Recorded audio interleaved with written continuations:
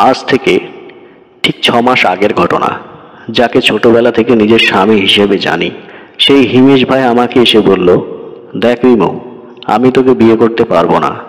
আমার সাথে তোর যায় না। তোর আর আমার মধ্যে তফাৎ জানিস কতটা? আকাশ আর জমিনের সমান। নেহাত মা আর মামা তোর আর আমার বিয়ে ঠিক করেছে, তাই তোর সাথে আমার এমনটা করতে হচ্ছে। আমি আমার ফ্রেন্ড আরিয়াকে ভালোবাসি, বিয়ে করলে ওকেই করবো। এতদিন তুই বুঝতি না, তাই কিছু বলিনি। এখন তো তুই ভালোবাসার মানে বুঝিস, তাই আমি মনে করি তুই আমার আর আরিয়ার মাঝে বাধা হয়ে দাঁড়াবি না। সামনের মাসে আমি লন্ডন চলে যাব, আর 4 মাস পর এসে আরিয়াকে বিয়ে করব। তুই তো নিজের রাস্তা দেখ। হিমেশ ভাইয়ের এমন কথায় আমার মাথায় যেন আকাশ ভেঙে পড়ে। এক নিমিষেই আমার সকল স্বপ্ন ভেঙে চুরমার হয়ে যায়। যখন থেকে বুঝ হয়েছে, তখন থেকে আমি হিমেশ ভাইকে ভালোবাসি।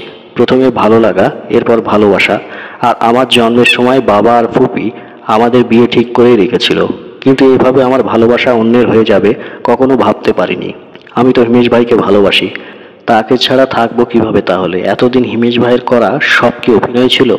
মেলা থেকে চুড়ি এনে দেয়া, পায়ে আলতা লাগিয়ে দেয়া, কত শত বাহানা, পূরণ সব মিথ্যে ছিল। হাজারটা প্রশ্ন জানার ইচ্ছা থাকলেও সেদিন হিমেশ ভাইকে কিছুই বলতে পারিনি। নীরবে চলে এসেছিলাম বাড়িতে। খুব কেঁদেছিলাম তখন। চোখের সামনে হিমেশ আর আরিয়ার একসাথে থাকা, ঘন্টার পর ঘন্টা ফোনে কথা বলতে দেখতাম। আশ্চর্যজনক বিষয় হলো, আমার বাড়ির কেউ এতে কোনো বাধা দেয়নি। বরঞ্চ আমি যখন বাবা আর ফুপিকে বলি, তারা বলে, হিমেশ যা করছে ভালোই করছে, তুমি তোমার নিজের লাইফ সাজাও। হিমেশের আলাদা পছন্দ থাকতেই পারে, এতে আমরা তো বাধা দিতে পারি না। যেই বাবা আমার গায়ে একটা ফুলের আঁচড় লাগতে দেয় না, সেই বাবার মুখে এমন কথা শুনে সবকিছু কেমন যেন নাটকের মতো লাগছিল। সবাই ছোটবেলা থেকে হিমেশ ছাড়া যেখানে আমাকে দেখতে পারতো না, সেই হিমেশের জন্যই তারা আমাকে দূরে ঠেলে দিচ্ছে। সবার দিকে তাকিয়ে নিজেকে কেমন বোঝা মনে হতে লাগলো আমার। রাতের আধারে নীরবে শুধু অশ্রু ফেলতাম আর ভাবতাম, কেন এমন হলো? কেন হিমেশ ভাই আমার 16 বছরের সাজানো স্বপ্ন ভেঙে দিল? দেখতে দেখতে হিমেশ ভাইয়ের লন্ডন যাওয়ার সব বন্দোবস্ত হয়েই গেল। আর আমি যেহেতু হিমেশ ভাইকে ভালোবাসি, তাই তার চোখের কাটা হতে চায় না। কবিগুরু বলেছেন, তুমি যাকে ভালোবাসো তাকে মুক্ত করে দাও। যদি সে ফিরে আসে তবে সে তোমার ছিল, আর যদি ফিরে না আসে তবে সে কখনোই তোমার ছিল না। তাই আমিও নিজেকে গুছিয়ে নিয়েছিলাম, হিমেশ ভাইয়ের থেকে দূরে থাকতাম। যখন হিমেশ ভাইয়ের ফ্লাইট, সেই দিন বাড়ির সবাই তাকে বিদায় জানাতে যাবে, কিন্তু আমি যাব না বলে সবাইকে জানিয়ে দেই। এতে বাবা মা সবাই মন ক্ষুণ্ণ হয়, বলে, কি এমন হয়েছে রিমু, তুই যাবি না কেন? হিমেশ লন্ডন যাচ্ছে আর তুই না করছিস? তোকে যেতেই হবে।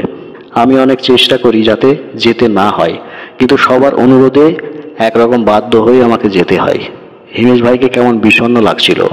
হুট করে সেই দিন হিমেশ ভাই আমাকে জড়িয়ে ধরে কেঁদেছিল, কিন্তু আমি তাকে ছাড়িয়ে চলে আসি, কারণ বেঈমানের আমার জীবনে কোনো জায়গা নেই। হিমেশ ভাইয়ের লেখা চিঠি হাতে নিয়ে পাথরের মূর্তি হয়ে বসে আছি, কারণ এতে লেখা ছিল, রিমু কেমন আছিস? আমি তোকে ছাড়া ভালো নেই। প্রেয়সীর মুখের হাসি দেখার সৌভাগ্য আমার আর হলো না। জানিস, যখন তুই হয়েছিলি না, তখন মামার কাছে আবদার করেছিলাম, এই পুতুলটা শুধু আমার। মামু বড় হলে ওকে আমার চাই। জানি না তোর মুখে কি মায়া ছিল, প্রেমে পড়ে গিয়েছিলাম আমি।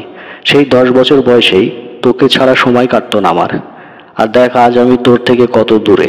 আমাদের দুজনেরই তো কত স্বপ্ন ছিল একটা সংসারে, কিন্তু কি হলো দেখ, যখন তুই এই সত্যিটা জানতে পারলি, তখন আমি আর নেই। আকাশের তারা জানিস, আমার না ব্রেন ক্যান্সার হয়েছিল। আমি বাঁচবো না যখন ডক্টর বলল না, তখন চোখের সামনে শুধু তোর মুখটাই ভেসে উঠলো।